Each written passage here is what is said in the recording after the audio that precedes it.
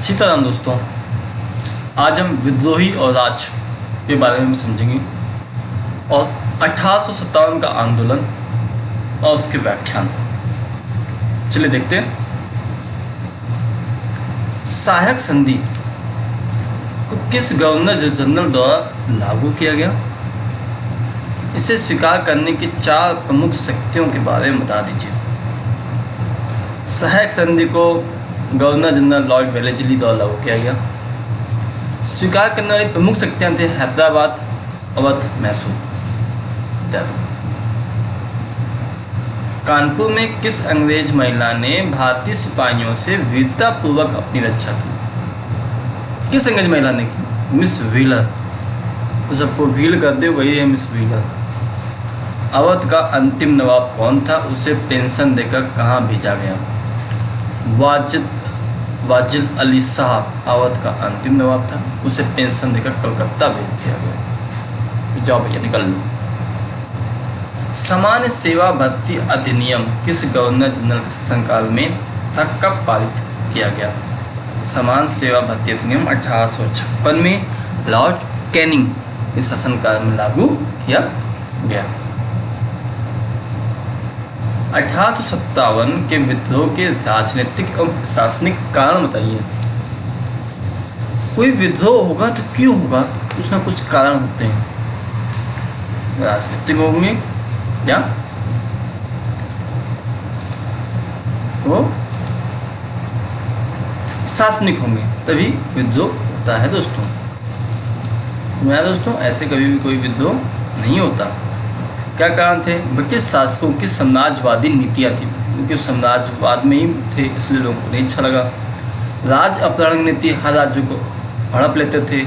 Pension तथा उपाधियों की समाप्ति, लोगों को पेंशन देना बंद कर दिया। जो उपाधियाँ दी थी वो भी ले लेते थे और उसका कोई यूज नहीं था, अपना पावर दिखा नहीं सकते थे। और मुगल सम्राट के प्रति असम्मानजनक बर्ताव, अगर उन्होंने बर्ताव इतना खराब कर दिया कि उनको जूते की तली समझने लगे, तो वो भी चिड़ गए। अवध का विलय कर दिया और सहायक संधि का दुरुपयोग किया, ये मेन कारण थे। और 1857 की विद्रोह की असफलता के क्या कारण थे? विद्रोहों का निश्चित तिथि से पूर्व विस्फोट, क्योंकि इन्होंने 1857 में जो डेट डिसाइड की थी उसके पहले ही लोग क्या हुए, विद्रोह करने लगे। इस कारण से उनको जानकारियाँ मिल गई थी। मेन कारण था कि जो विद्रोह की जो डेट थी उससे पहले ही लोग क्या करने लगे, लड़ाई करने लगे। तो संग्राम। अंग्रेजों का देसी शासकों का सहयोग प्राप्त था। बहुत से कलाकार राज थे, उन्होंने अंग्रेज को चुपचाप तरीके से बहुत सहायता प्रदान की। उच्च वर्ग का सहयोग ना मिलना, बिल्कुल बात सही। सबसे ज़्यादा मेन इम्पॉर्टेंट फैक्टर यही था। जो पढ़े लिखे लोग थे ना 1857 में, और जो संपन्न लोग थे, उनको कोई मतलब नहीं था। उन्होंने कहा हमें मतलब नहीं है संग्राम से, हम क्या को फालतू में आएंगे। अगर ये उस समय भी हेल्प कर देते तो शायद हम खुद पहले आज़ाद हो चुके होते। तो इन्होंने कोई हेल्प नहीं की। विद्रोहियों के सीमित साधन, भैया जब उच्च वर्ग ने हेल्प ही नहीं की है तो हमारे पास हथियार और पैसे थे ही नहीं विद्रोहियों के पास। वैसे हम तो इनको विद्रोही नहीं कहना चाहिए, क्योंकि ये स्वतंत्रता संग्राम सेनानी है, ठीक है। वीर सावरकर ने भी 1857 के विद्रोह को प्रथम स्वाधीनता संग्राम की संज्ञा दी है। तो प्लीज़ यहाँ पे आप विद्रोही मत लिखिएगा कभी भी। वो हमारे सेनानी थे, आज भी हैं, कल भी रहेंगे। सामान्य आदर्श का अभाव, आदर्श की कमी थी, क्योंकि जैसी बातें करते थे वैसे कर्म नहीं किए थे। कहते थे देश आज़ाद होगा, ये करेंगे, इतनी हेल्प करेंगे, लेकिन नहीं किया लोगों ने।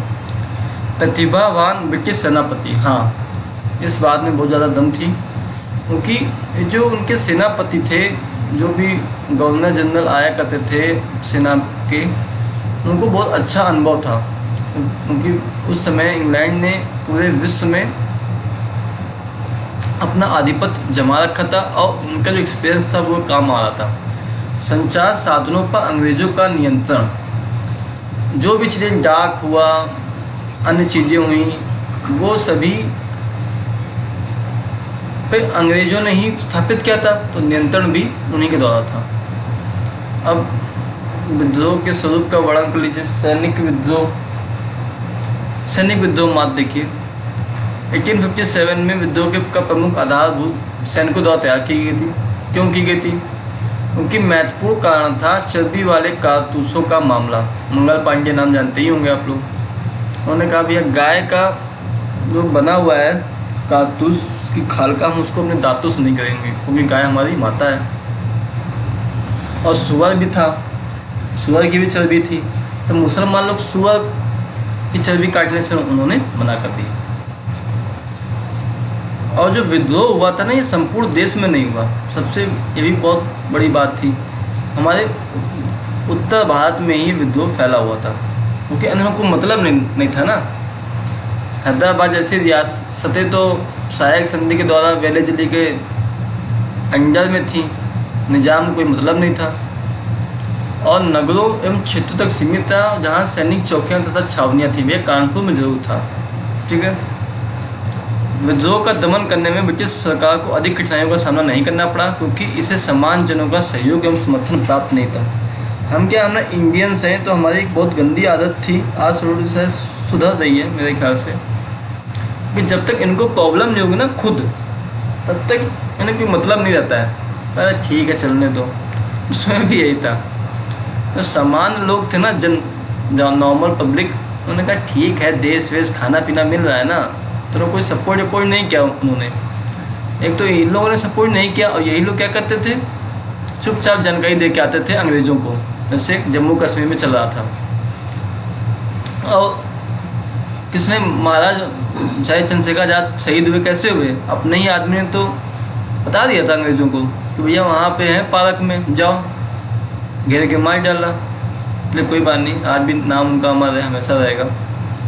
अब प्रथम स्वतंत्रता संग्राम, लाखों कारीगरों, किसानों, सिपाहियों ने कंधे से कंधा मिलाकर ब्रिटिश सत्ता के खिलाफ संघर्ष किया। घुमक्कड़ सन्यासियों, फकीरों एवं मदारियों द्वारा गांव-गांव में इसका प्रचार प्रसार किया गया। उसमें देखो डाक वाक नहीं थे, ठीक है, तो अब संचार फैलाना था, अपनी सूचनाएं आदान प्रदान करनी थी।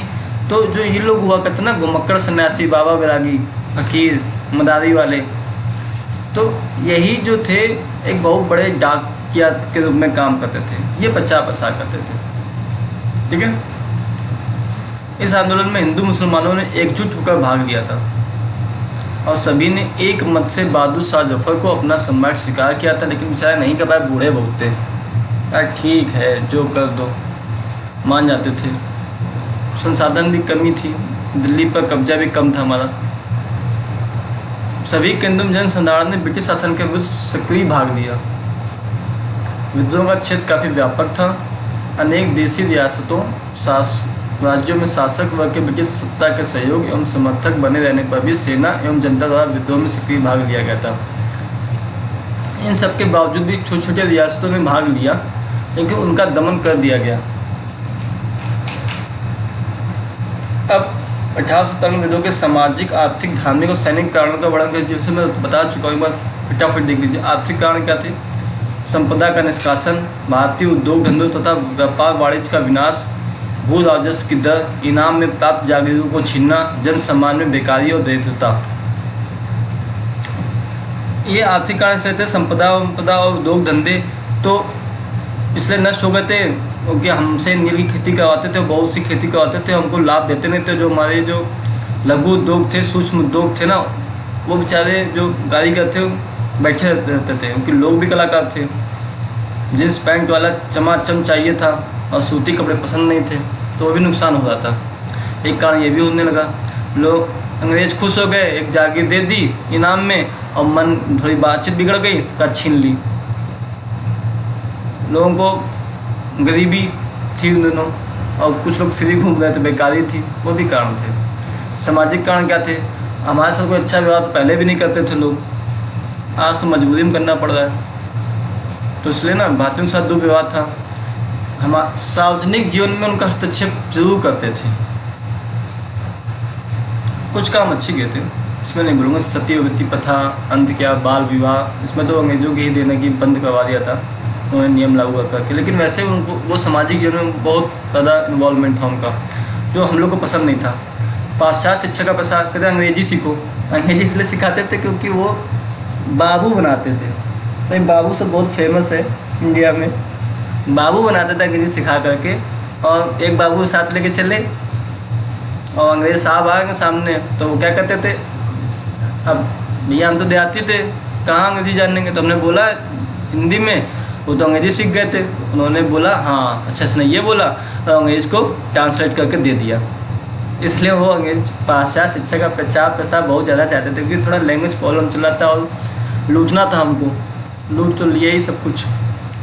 ईसाई धर्म का प्रचार प्रसार, जो पहली पुस्तक छपी थी गुटेनबर्ग के द्वारा, जब छापा खाना आया था तो बाइबल छापी थी लोगों ने।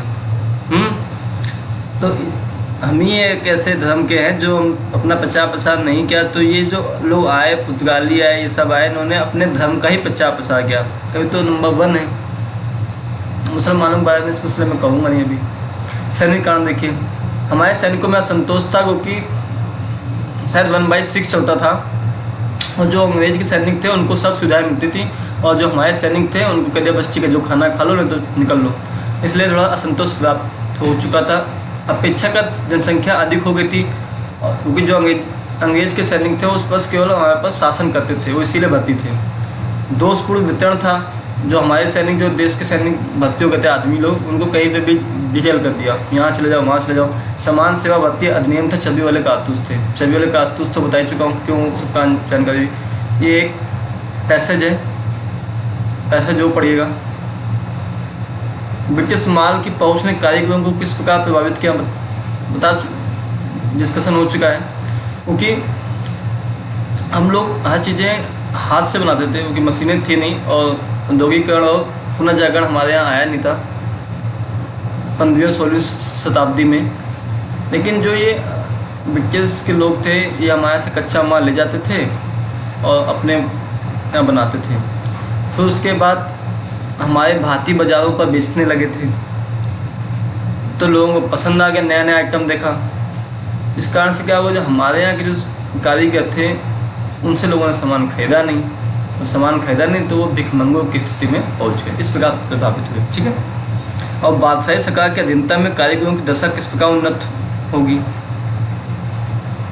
जो बादशाह, उसमें जो बादशाह हुआ करते थे उनके में इसलिए कारीगरों के, शिल्पकारों को अमीरों की सेवा में नियुक्त किया गया था, क्योंकि भैया वो हमारे पास शासन करने आए थे, जो इतने हमारे जो इन्वेडर्स थे, शासक आए थे, और उस देश से यहाँ पर उन कारीगरों को लाना बहुत महंगा पड़ता था और लोग आते नहीं थे। तो जो हमारे यहाँ के कारीगर शिल्पकार थे, तो उन्होंने कहा इनसे काम से क्यों ना करवा लें, इसलिए उनकी इज्जत थी उन दिनों।